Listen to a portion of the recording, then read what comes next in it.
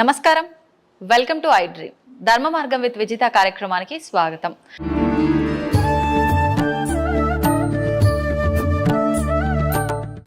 నమస్కారం అండి. నమస్తే అమ్మా. అన్నం పరబ్రహ్మ స్వరూపం అంటారు.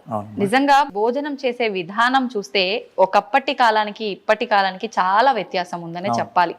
ఆహారం వండుకునే దగ్గర నుంచి ఆ తిన్న విస్తరాకు తీసి వేసే వరకు కూడా ప్రతిదీ ఒక నియమంగానే చేసేవారు పెద్దవాళ్ళు. ఇప్పుడు అదంతా కూడా కనుమరుగైపోయిందండి. నిజంగా వండే దగ్గర నుంచి మనం లాస్ట్ వరకు కూడా ఎటువంటి నియమాలు పాటిస్తూ ఉంటే మనం నిజంగా ఆ అన్నానికి గౌరవించినట్టు అవుతుంది, అన్నపూర్ణాదేవిని మనం గౌరవించినట్టుగా అవుతుంది. వెరీ గుడ్, చాలా మంచి ప్రశ్న అమ్మా. ఈ రోజుల్లో చాలామందికి మేము ముందు పిల్లల్నే తీసుకుందామమ్మా మనం. అలాగే అండి, ఎందుకంటే పిల్లల దగ్గర నుంచే మనకి ఇది మారాలి. అవునండి. చిన్నపిల్లలు మా అబ్బాయి చదవట్లేదండి, మా అబ్బాయి విపరీతమైన అల్లరండి అని చాలామంది అడుగుతూ ఉంటారు. అంటే అర్చకస్వామిగా ఉన్నాను కాబట్టి ఎంతోమంది పిల్లలకి సంబంధించి బోల్డన్ని పరిహారాలు నన్ను అడుగుతారు. ఇదంతా ఎక్కడ మొదలవుతుందంటేనమ్మా, మనం పిల్లల్ని చూసే పెంచే విధానం సరే ఓకే, కానీ వాళ్ళకి టిఫిను భోజనము అంటాం కదా, అక్కడ మొదలవుతుంది. చాలామంది ఇళ్లల్లో నేను స్వంతంగా చూశాను, పిల్లవాడికి బాక్స్ కట్టినప్పుడు ఆవిడ పరిస్థితి పాపం చేసి ఉంటుంది, నేను వాళ్ళని తప్పు పట్టట్లా, కానీ కొంచెం కష్టపడాలి. ఎందుకు, మన పిల్లాడి యొక్క భవిష్యత్తు బాగుండాలని కోరుకుంటాం కదా. అందుకని ఆవిడ ఏం చేయాలంటే ముందుగానే స్నానం చేశారు. అమ్మ వండక ముందు స్నానం చేసుకోవాలి. చేసి పిల్లాడికి పాపకో బాబుకో ఈ యొక్క బాక్స్ కట్టేటప్పుడు వండేటప్పుడు ఓం శాంతి శాంతి శాంతి అని కనీసం 5-6 సార్లు అనుకుంటూ వంట చేయాలి. కుక్కర్ పెట్టినప్పుడు ఇలా అనుకుంటూ చేయి, ఒక కూర చేసినప్పుడు ఇలా అనుకుంటూ, ఏది చేసినా శాంతి మంత్రం చెప్తూ వంట చేశారు.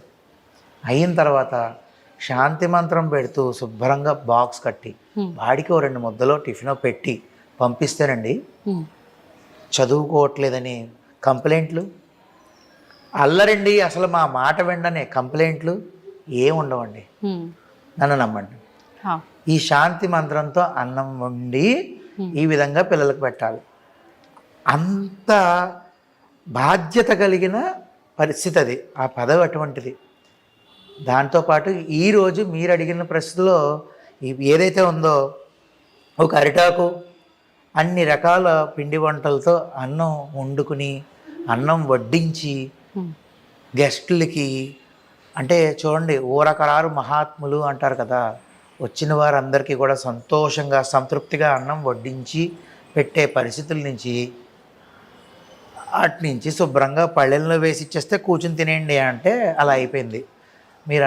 మీకు తెలిసిందే కదా, బఫెట్ భోజనం సిస్టమ్ అలా అయిపోయింది. అంటే కాలానికి అనుగుణంగా మారిపోవాలండి, తప్పదు అని కొంతమంది అంటారు. అలా అని చెప్పేసి మనం షూసును చెప్పులు వేసుకుని తినలేం కదండి, మరి కాలానికి అనుగుణంగా మారాలి అని అన్నప్పుడు ఇలా ఎక్కడైనా ఉందండి షూసు చెప్పులు వేసుకుని తినమని? లేదు. సరే అయిపోయింది. అందుకనే ఈ ప్రతిదీ ఈ ఫాలో అవ్వే విధానం ఎక్కడ మొదలవుతుందంటే ఎప్పుడు అమ్మేనండి. అందుకని అమ్మవారితో సమానం.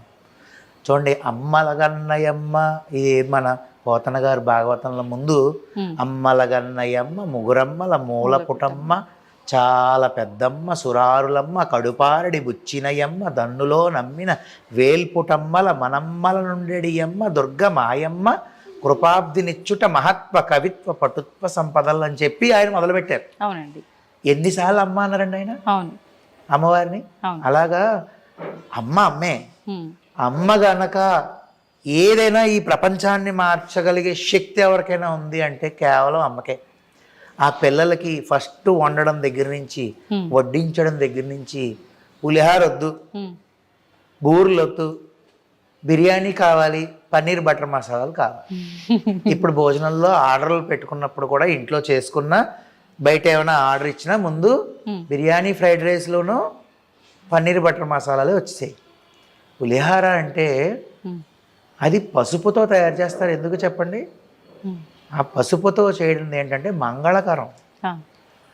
అది మంగళకరమైన ద్రవ్యము పులిహార వండడం అంటే. దాని తర్వాత ఆ పులిహార వడ్డించినప్పుడు పులిహార తినే విధానం, తింటుంటే స్వామివారికి నైవేద్యం పెట్టేసి ఆ పులిహార స్వీకరించడం వల్ల శరీరంతో పాటు మనసుకు కూడా మంగళం, మంచి జరుగుతుంది. అంతేకాకుండా బూరే అంటారు, పూర్ణం బూరెలు అంటారు. ఏవండి ఈ రోజుల్లో కనబడుతున్నాయి, కనబడట్లేదని అయితే నేను అన్న, కానీ తక్కువగా, చాలా తక్కువైపోయి. ఓపికలు ఉండాలి కదండి వండాలంటే. బూర వండాలంటే చాలా కష్టం. కానీ ఆ బూర అనేది ఏంటంటేనండి, ఇప్పుడు నా శరీరం ఉందండి, నేను వెళ్ళాను స్వామివారికి పూజ చేశాను అయిపోయింది, నేను పూజ చేశాను అని చెప్పుకుంటే అయిపోదు. మనసుని తీసుకెళ్ళి నువ్వు అక్కడ పెట్టావా? పెట్టలేదు. మనసు ఎక్కడో ఉంది, శరీరాన్ని తీసుకెళ్ళి నేను మాత్రం అక్కడ కూర్చుని పూజ చేశాను అంటే కాదు. మనసు శ్రీకృష్ణ పరమాత్ముడికి ఇష్టమైనటువంటి వెన్న. అర్థమైందండి? అంటే కల్మషం లేకుండా ఉన్న మనసులో ఉన్నటువంటి పాలు బాగా చిలికితే, తోడు పెట్టి చిలికితే వచ్చే వెన్న ఉంటుంది చూసారా, ఆ వెన్నను తీసుకెళ్ళి శ్రీకృష్ణుడికి ఇస్తే నిజానికి తిన్న వెన్నంతా ఆయన అదే. భక్తి అనే వెన్న తిన్నాడు, నిజమైన వెన్న ఎక్కడ? అది మన లౌకికంగా తెలుసుకోవడం గురించి. కానీ కాబట్టి ఆ విధంగా వెన్నను ఇచ్చినట్టే పూర్ణం బూరె మధ్యలో తీపి పదార్థం ఏదైతే ఉంటుందో అది మంచి భక్తి కలిగినటువంటి మనసుగా భావించి స్వామివారికి నైవేద్యం పెట్టి మనం తింటే మంచి బుద్ధి వస్తుంది. అంటే మంచిగా భక్తి పెరుగుతుంది, పిల్లలకి మంచి తెలివితేటలు పెరుగుతాయి. పెద్దలకంటారా ఏ విధంగా పిల్లలను పెంచాలి, వాళ్ళని ఏ విధంగా అభ్యున్నత స్థాయికి తీసుకెళ్ళాలి అనే విషయం తెలుస్తుంది. ఆ విధంగా ఈ పులిహార బూర్లు ఎక్కడా కనబడట్లేదు. కాబట్టి మీరు అడిగారు కాబట్టి సందర్భం, అరిటాకులో తినడం వల్ల మీకు తెలియదేం కాదే. చూడండి, వేడివేడిగా అన్నం వడ్డించుకుందంటే ఆకు ఎంత నల్లగా అయిపోతుంది, వడిలిపోతుంది. దాంట్లో ఉన్న ఔషధ గుణాలు, శక్తి అంతా అన్నంలోకి వస్తుంది. అది మనం తింటే ఎటువంటి అనారోగ్యం రాదు కదండి. మనం తినేదంతా ఇప్పుడు ఈ ప్లాస్టిక్ ప్లేట్లు వీటి వల్ల ఏంటంటే కనబడనంత అనారోగ్య పాలవ్వడం, ప్రతి ఒక్కళ్ళు చిన్నప్పటి నుంచే ఇబ్బందులు పడ్డం. కేవలం మీరు తినే ఆహార పదార్థంలో కూడా చాలా చాలా మెయిన్ అదే. మెయిన్ ఆహార పదార్థంలోనే ఇబ్బందికరం మొదలవుతుంది. బర్గర్లు, పిజ్జాలు సంతోషమేనమ్మా. పిల్లాడు సినిమాల్లోనో లేదంటే ఫ్రెండ్స్ దగ్గర చూశాడు, సెల్ ఫోన్లో చూశాడు, ఒక్కసారి వాడిని అభిమానిస్తాం, ప్రేమిస్తాం కాదు, కాదనలేకపోని తప్పదు ఒక్కసారమ్మా. అంతేగాని నేనైతే మా వాళ్ళకి కొన్నాను అంటే అది తిన్న దగ్గర నుంచి చూసారా, లోపల ఉన్న హైడ్రోక్లోరిక్ యాసిడ్ విన్నాను నేను, అందులో వేస్తే అసలు డైజెషనే అవ్వట్లేదు ఆ బర్గర్. అలాగా అదేమవుతుందంటే చిన్నప్పటి నుంచే ఆర్గాన్స్ మీద ఒత్తిడి పడిపోయి తొందరగా ఆర్గాన్స్ చెడిపోయాం. దానివల్ల ఎదుగుదల శక్తి ఉండకపోవడం. మన అన్నము పప్పు, మనకి ఏ ఆహార అలవాట్లు ఉంటాయో నిత్య ఆహార అలవాట్లు, ఎవరెవరు అలవాట్లు వారి ప్రకారం వెళ్ళడమే ఎప్పుడు. అంతేగాని కొత్తగా వచ్చిన బిర్యానీలు, పన్నీర్ బటర్ మసాలాలు ఏదో ఒకసారి పర్వాలేదమ్మా అస్తమాటు అనేది మంచిది కాదు.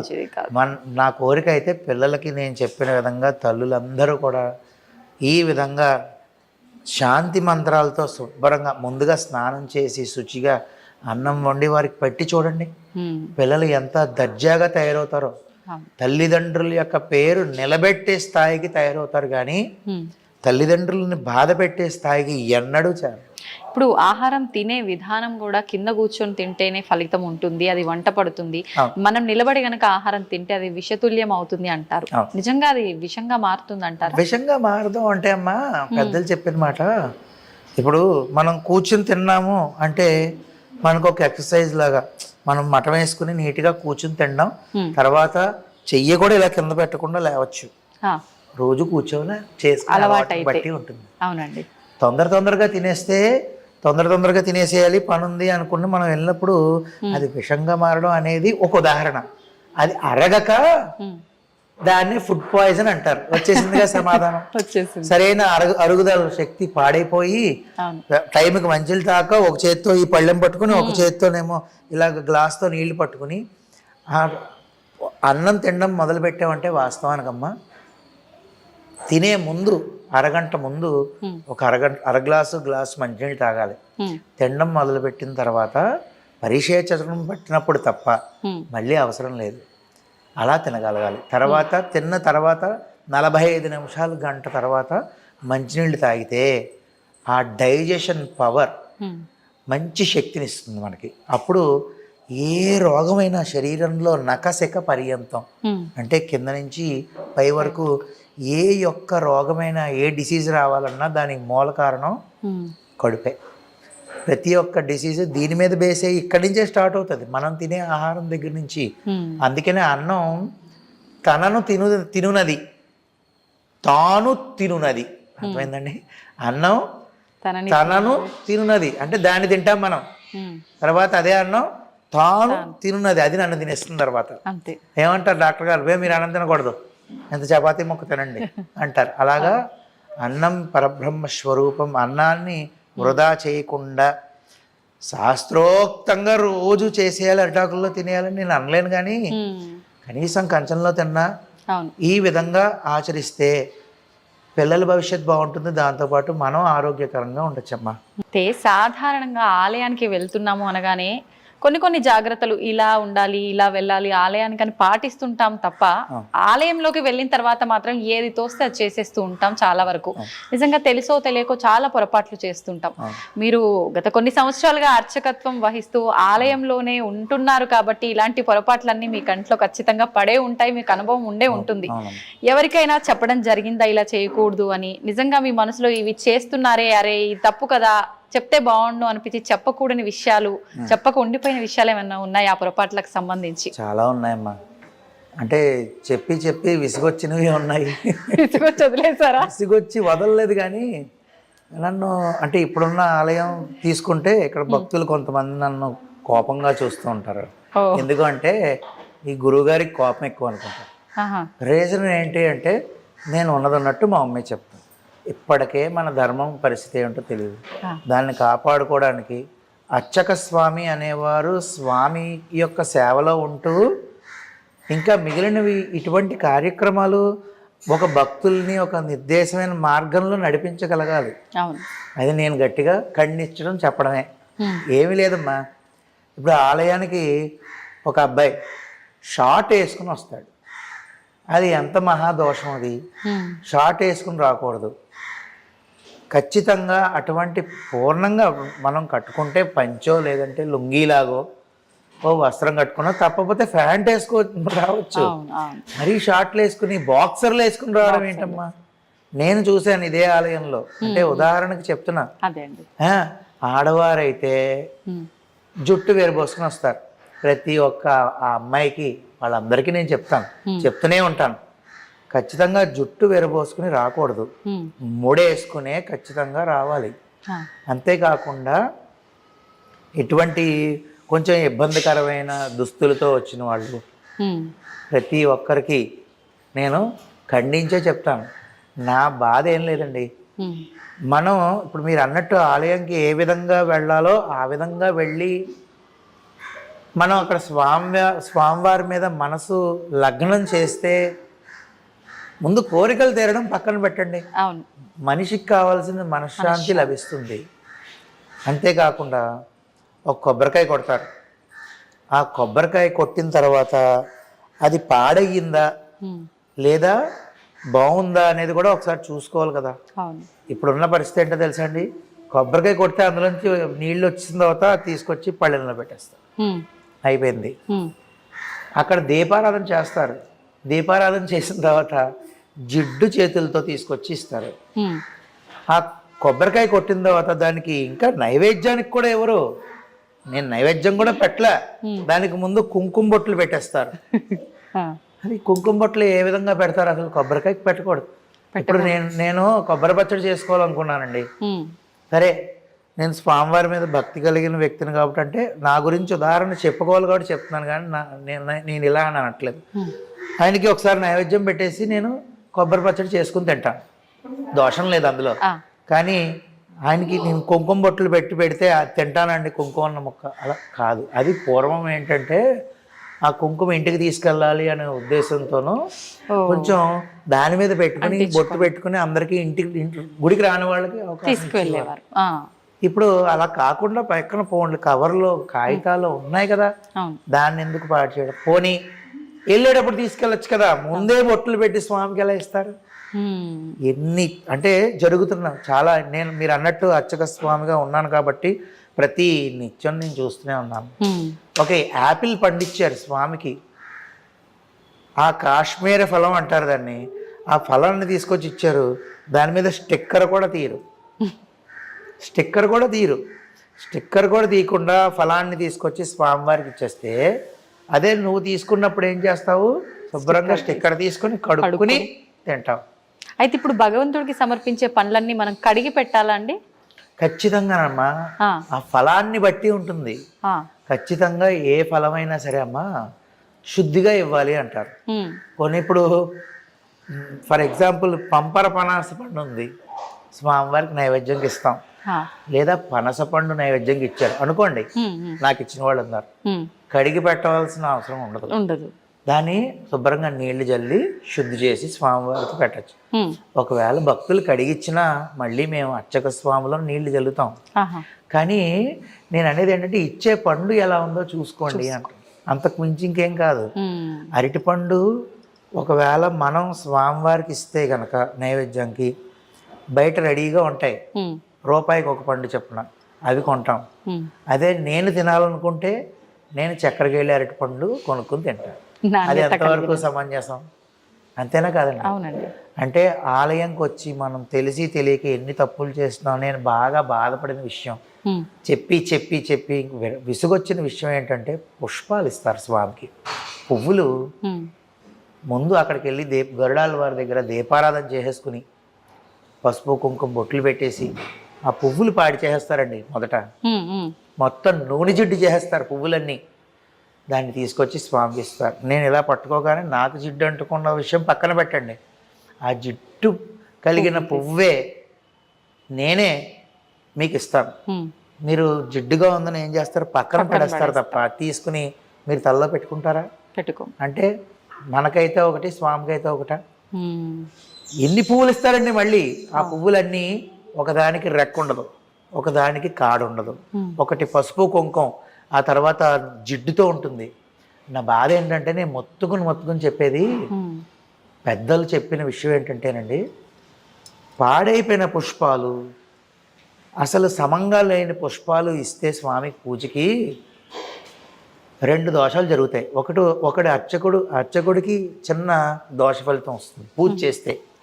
రెండోది అవతల ఇచ్చిన వారికి ఉన్నదన్నట్టు చెప్తున్నాను, కాళ్ళు లేకుండా ఉన్న పిల్లలు, అంటే అంగవైకల్యాలతో ఉన్న పిల్లలు, ఏదో ఒక ఇబ్బందితో ఉన్న పిల్లలు, ఇలాంటివి.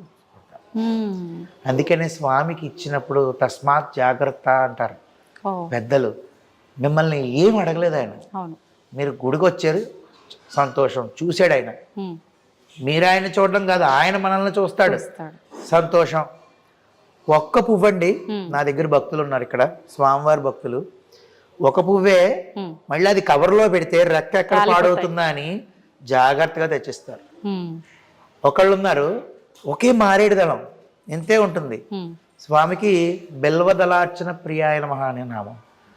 మరి తీసుకొచ్చి ఒకే మారేడు దళం చిన్నది, అది చూస్తేనండి ముద్దొచ్చేస్తుంది మనకే, అంత అందంగా ఉంటుంది, తీసుకొచ్చి స్వామివారికి పెట్టండి అంటారు. చాలా నాకు ఎంత నేను ఆయన సంగతి సరే, నేను సంతోషపడిపోతాను. ఎందుకంటే ఎంత భక్తిగా ఇచ్చింది జాగ్రత్తగా అపురూపంగా తీసుకొచ్చారు అని చెప్పేసి అనుకుంటాం. పారిజాత పుష్పాలు ఉంటాయి, ఒకళ్ళిద్దరు ఉన్నారు అంటే అది ఉంటే ఇది ఉంటుంది అన్నట్టు. పారిజాత పుష్పాలు ఎంత సున్నితం, అది కింద పడింది తీస్తేనే పాడైపోతాయి. అటువంటి పారిజాత పుష్పం ఒక్క రేఖ మీద డాగు లేకుండా తెచ్చి ఇచ్చిన వాళ్ళు ఎంతమంది ఉన్నారు. అంటే మీకు కావాల్సిన శ్రద్ధ. నేను ఇంతకు ముందు చెప్పింది ఒక కోవ, ఇప్పుడు చెప్పేది ఒక కోవ, అంతే కదండి. మీరందరికీ కావాల్సింది శ్రద్ధ. అప్పుడు ఒక పువ్వు, ఒక పుష్పమో తోయమో ఇవ్వండి అన్నట్టు, ఫలమో అన్నట్టు ఒకటే తీసుకొచ్చి ఇస్తే చాలండి. ఖచ్చితంగా స్వామి అదే స్వీకరిస్తారు. కానీ ఆలయంలో ప్రతి చోట జరిగే తప్పులు ఇవే. అర్చక స్వాములు అందరూ కూడా చెప్తూనే ఉంటారండి, ఎక్కడా కూడా మాట వినేది లేదు. జిడ్డైపోయి రెక్కలు ఊడిపోయిన పువ్వులు. కొబ్బరికాయ విషయంలో చెప్పాను, పళ్ళ విషయంలో చెప్తున్నాను. ఇవన్నీ ఉంటే ఎక్కడ భక్తి శ్రద్ధలు పెరిగిపోయి ఏ కోరికలు తీరిపోతాయండి? అంటే ముందు మనలో భక్తి అనేది ఉంటే తర్వాత మనం స్వామివారి మీద మన మనసు లగ్నం చేయగలిగితే తర్వాత ఆయన చూస్తాడు. ముందు మన దగ్గర ఏముంది మనం చూపించడానికి? మనసులో ఉన్నటువంటి భక్తి అనే కలవ పువ్వు ఏదైతే ఉంటుందో ఆ పువ్వు తీసుకెళ్ళి ఆయన పాదాల దగ్గర లోటస్ ఫీట్ అంటూ ఉంటారు. ఏమిటండి అది? అంటే మన మనసులో ఉన్న భక్తి అనే పువ్వుని, కమల పువ్వుని తీసుకెళ్ళి స్వామి దగ్గర అర్పిస్తే అదే ఆయనకి కావాలి. ఎన్నిసార్లు వచ్చేసి 108 ప్రదక్షిణాలు చేసేస్తాను, పరిగెడుతూ ఎందుకండి ప్రదక్షిణాలు చేయడం? ఈ ప్రదక్షిణలు చేసే విధానం కూడా నామస్మరణ లేకుండానే మీరు అన్నట్టుగా పరిగెత్తుతూ హడావిడిగా తిరిగి వాళ్ళ పని అయిపోయింది, వేరే పని ఉందని హడావిడిగా వెళ్ళిపోతారు. కొంతమంది అదే పనిగా అతి భక్తి ప్రదర్శిస్తున్నారేమో అనిపిస్తుంది ఆ ప్రదక్షిణలు చేసే విధానంలో కూడా. ఎలా ఉండాలండి అసలు నిజంగా? అంటే ప్రదక్షిణం అంటే ప్ర ధ క్షి నా అని 4 ప్ర అంటే మనం వేసే ప్రతి అడుగుకి మన కర్మలు నశించిపోతూ ఉంటాయి. అలాగా పాపక్షయం ఏదైతే ఉంటుందో ఆ క్షయం అంటే పాపాలన్నీ క్షయం అయిపోతాయి. ఆ తర్వాత ప్రదక్షిణం వల్ల ఆఖరిలో మోక్షాన్ని పొందుతాం. ఈ ప్రదక్షిణం అనేది చేస్తూ ఉండడం వల్ల దానికి చాలా అర్థం ఉంది. మనం అడుగులో అడుగేసుకుంటూ నెమ్మదిగా చేయాల్సిన పని లేదు, కానీ ఆచితూచి అడుగేయాలి ప్రదక్షిణ అనేది. ఫాస్ట్గా పరిగెత్తేస్తే ఉపయోగం ఏముంది చెప్పండి? అంటే చేసేనని పేరుకి తప్ప ఉపయోగం లేదు. అది కైంకర్యం కింద రాదు. ప్రదక్షిణం అనేది నెమ్మదిగా చేసుకోవాలి. భగవన్నామ స్మరణతోనే ఉండాలి. మాట్లాడుకుంటూ కబుర్లు చెప్పుకుంటూ ప్రదక్షిణం చేస్తే పచ్చేది. నీకు సమయం అయిపోతున్నదా? ఇంకా 10 నిమిషాలే సమయం ఉందా? దానికి తగ్గట్టు చేసుకోండి. 10 నిమిషాలే సమయం ఉన్నప్పుడు విష్ణు సహస్రనామం చదివేయాలి. కనీసం విష్ణు సహస్రనామంకి ఒక ప్రశాంతంగా చేసుకోవాలంటే 28 నిమిషాలు పడుతుంది. నీకు 10 నిమిషాలు పావుగంట ముందు వచ్చి కంగారు పడిపోయి నేను చదివేస్తానంటే నెమ్మదిగా ఆ 10 నిమిషాలకు తగ్గట్టు నా స్తోత్రం తీసుకుని ప్రశాంతంగా చదువుకోవాలి. అవును. ఇప్పుడు నాకు ఆలయానికి వెళ్ళాలి, ప్రతిరోజు ఆలయం దగ్గరలోనే ఉంది కాబట్టి అని ఉంది, కానీ నాకు అంత సమయం కుదరట్లేదు. నేను వెళ్ళి ప్రదక్షిణ చేయడము, కొబ్బరికాయ కొట్టడము ఇదంతా నా వల్ల కాదు. నేను వెళ్తా, ఒక 5 నిమిషాలు ప్రశాంతంగా భగవంతుని చూస్తూ కూర్చుంటా, వచ్చేస్తా తీర్థ ప్రసాదాలు తీసుకొని, అలా వెళ్ళొచ్చు అంటారా? సంతోషంగా. ఇప్పుడు మీరు అన్నట్టు ఆయన ప్రదక్షిణాలు చేయమన్నాడా, కొబ్బరికాయ కొట్టమన్నాడా, పూజ చేయమన్నాడా? మీరు ఏదైతే ఇప్పుడు అన్నారో అదే చాలండి. చాలా మంచి ప్రశ్న వేశారు. మీరు ఏమి చేయక్కర్లేదు, వెళ్ళండి. కాసేపు స్వామివారిని చూడండి, ఆయన ముఖారవిందాన్ని చూడండి. శివాలయమా అభిషేకం జరుగుతూ ఉంటుంది, చూడండి. ఒక పక్కన కూర్చుని ఎవరికి అడ్డు లేకుండా తీర్థం తీసుకోండి, స్వామివారి పాదుకలు తీసుకోండి. ఆ తీర్థము మనకి మంచి బుద్ధిని ఇచ్చేస్తుంది.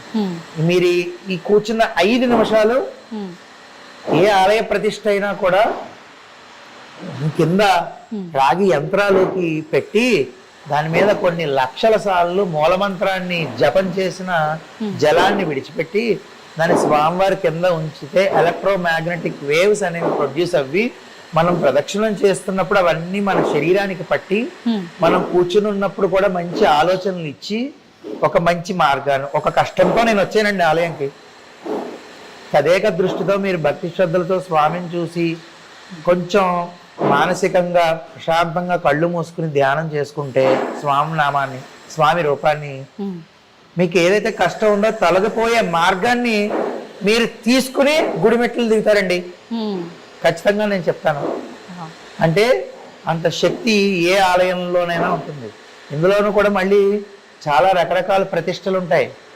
అంటే మీకు స్వయంభూ ఉంటుంది, అంటే స్వామివారు అంతటా స్వామివారు వెలసి. ఉదాహరణకి తిరుమల తిరుపతి క్షేత్రం, శ్రీశైలం.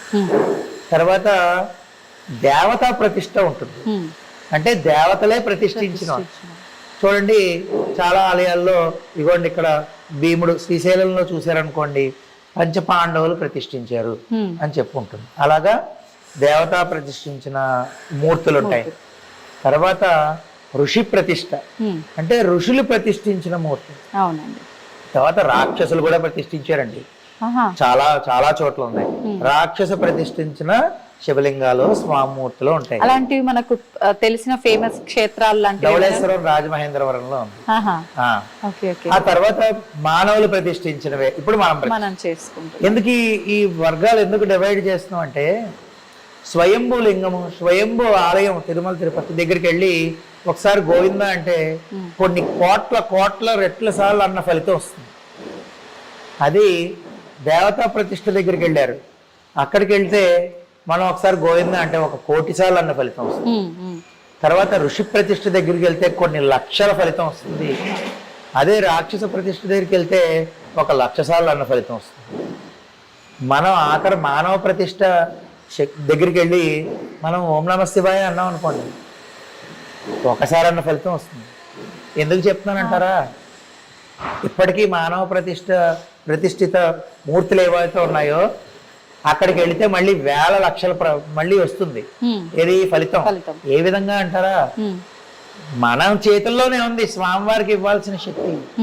మనం ఈ నియమ నిబంధనలన్నీ పాటిస్తే, ఎంత క్రమశిక్షణగా క్రమబద్ధంగా ఉండి స్వామివారికి సేవలు నిత్యం చేసుకుంటూ వచ్చిన భక్తులందరూ సంతోషంగా ఈ విధంగా ఉంటే, ఆయనలో శక్తిని మనం ప్రతి ఒక్కళ్ళు మనం వచ్చి చేసే స్తోత్రాల యొక్క శక్తి అంతా ఆయనకి వస్తుంది.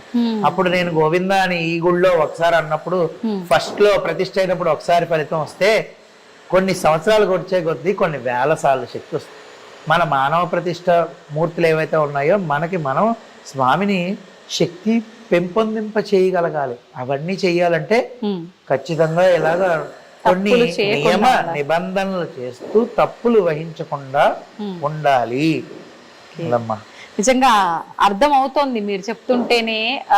చూస్తుంటారు పురోహితులు ఆలయాలకి వెళ్ళినప్పుడు గానీ, కొంతమంది చూసి చూడనట్టుగా ఉంటారు, కొంతమంది చెబితే వినేవాళ్ళు చాలా తక్కువ ఉంటారు. ఏంటి ఎప్పుడు ఇలా కోపగించుకుంటారు, ఏం పని పాట లేదా, ఆయన పని ఆయన చూసుకోకుండా అనుకునే వాళ్ళే ఎక్కువగా ఉంటారు.